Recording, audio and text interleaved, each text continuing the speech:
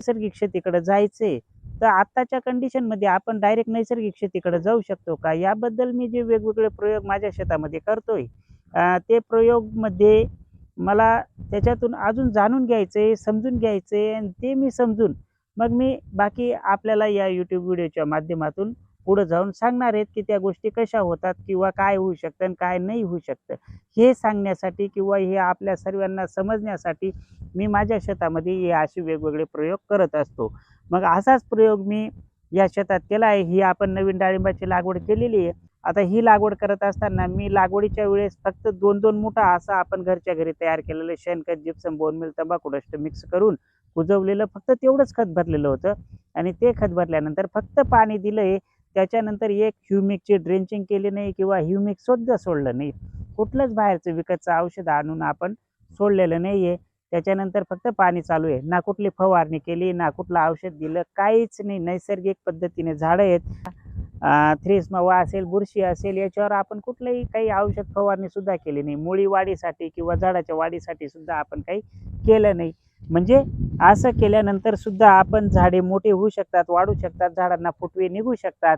ही झाडं जानेवारी महिन्यात लावली होती. आज जून महिन्याची 20 तारीख आहे. म्हणजे आता आपल्याला जवळजवळ 6 महिने जेमतेम होत येतील. अजून 6 महिने झाले नाही आहेत. आता इथं 2 स्टंप आहेत, एवढे झाड आहेत. म्हणजे आपण जसं लागवड केली तसं या झाडाला हात सुद्धा लावेल नाही, छाटणी सुद्धा करेल नाही. आता हा एक स्टंप आहे, त्याच्या मागे परत हा दुसरा स्टंप आहे आणि परत बारीक बारीक फुटवे खालून आलेले आहेत. म्हणजे आपण जसं झाड लावलं तसं या झाडांची छाटणी केलेली नाहीये. तरी एवढे जाड हे स्टंप आहेत. आणि वरती जर पाहिलं तर इथून फुटवे आलेले आहेत. हे नवीन फांद्या चालू झालेल्या आहेत. आता ह्या फांद्या सुद्धा म्हणजे पाहिल्या तर एवढ्या जाड आहे. आता या पूर्ण अशा एवढ्या जाड फांद्या, इथं फांदी, इथं फांदी, इथं फांदी, इथं फांदी, इथं फांदी, म्हणजे किती फांद्या, परत इकडे फांद्या या वेगळ्या गेलेल्या आहेत. म्हणजे असा विस्तार झाडाचा हा पूर्ण असा विस्तार वाढलेला आहे. म्हणजे एवढं मोठं झाडाचा विस्तार आणि एवढं मोठं घेऊन हे झाड एवढं वाढलेलं आहे. आज याची जर उंची पाहिली तर हे झाड माझ्या इथं एवढी उंची झालेली आहे फक्त 5.5-6 महिन्याच्या दरम्यानमध्ये. म्हणजे आपण जे 2-2 मुठा खत टाकलेलं होतं, जे घरी तयार केलेलं, त्या खताची ताकद त्याला आतापर्यंत पुरली. त्याच ताकदीवर हे झाड मोठं झालेलं आहे. आणि विशेष म्हणजे आपण ह्या जमिनीमध्ये आधीची काही ताकद होती किंवा ही जमीन खूप ताकदवर आहे असं बी काही नाही. ही जमीन म्हणजे मला सुद्धा आठवत नाही मी या जमिनीत कधी शेणखत किंवा दुसरं इतर कंपनीचं कधी खत टाकेले. कारण ही जमीन आपली पडीकच होती. त्या काही कारणास्तव ह्या जमिनीत मी म्हणजे कुठलंही खत खाद्य वापरलेलं नाही आहे. याच्या मागे पण नाही कुठल्याच कंपनीचं खत खाद्य टाकेल नाही. फक्त तिकडे डाळिंबाची बाग होती ना आपली, तर तिकडं आपण खत खाद्य त्या कंपनीचं टाकेले. पण ह्या जमिनीत आपण कुठलंही खत खाद्य किंवा शेणखत सुद्धा टाकेल नाही आहे. मला आठवत बी नाही शेणखत कधी टाकेले. कमीत कमी 7-8 वर्ष झाले असतील, तेव्हा थोडंफार मी शेणखत टाकेले. त्याच्यानंतर या जमिनीत घरचं शेणखत नाही, बाहेरचं कंपनीचं कुठलं औषध नाही, काहीच टाकेल नाही आहे. म्हणजे जमीन ताकदवर असेल वन त्याच्यावर हे झाड मोठं झाले असतील, तर याच्यामुळं मी हे सांगतोय. म्हणजे असं काही नाही आहे. म्हणून ही जी जमिनीची जर आपण पाहिली तर ही मुरमाड जमीन आहे. हा पूर्ण काय मुरुम आहे, एकदम मुरमाड माती आहे. हा पूर्ण मुरुम आहे आणि ह्या मुरमाड मातीमध्ये हे मुरुम आहे.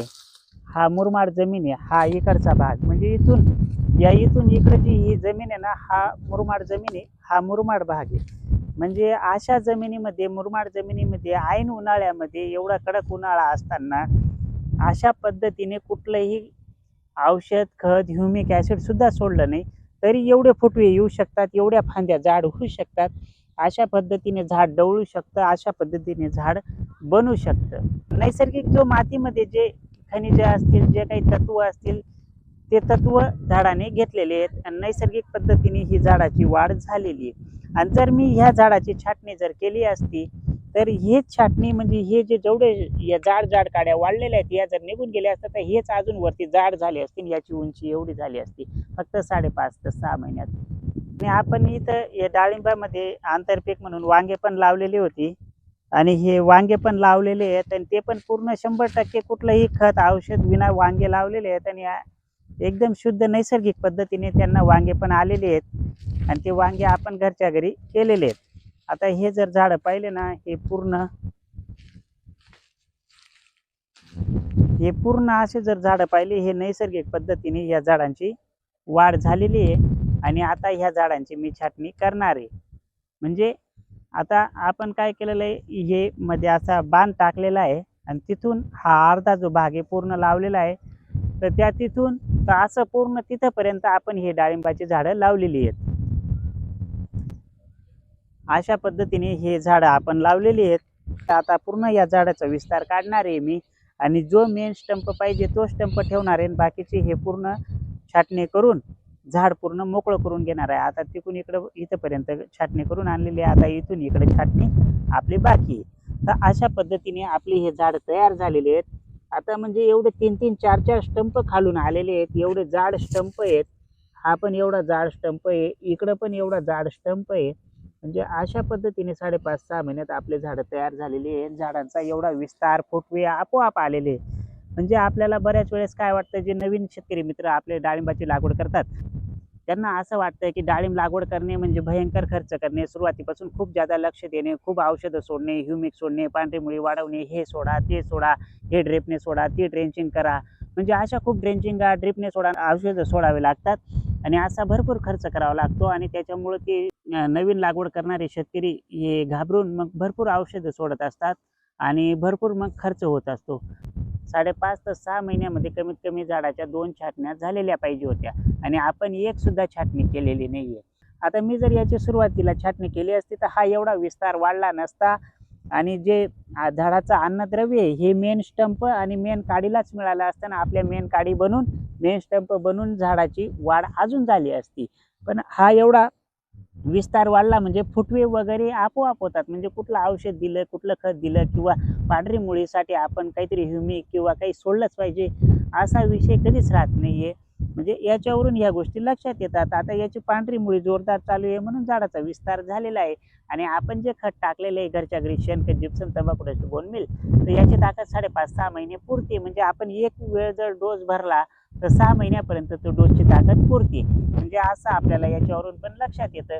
जर हे मोठं झाड राहिलं असतं तर आपण जर त्याला कॅरेटभर शेणखत टाकलं तर त्याला मोठ्या झाडाला पण एवढी ताकद 6 महिने पुरू शकतं. म्हणजे आपण बहार धरण्याच्या वेळेस एकाच वेळेस डोस टाकला तर बहार निघेपर्यंत दुसरा डोस टाकायची गरज राहत नाही आणि बाहेरची औषधं जास्त घेण्याची गरज राहत नाही.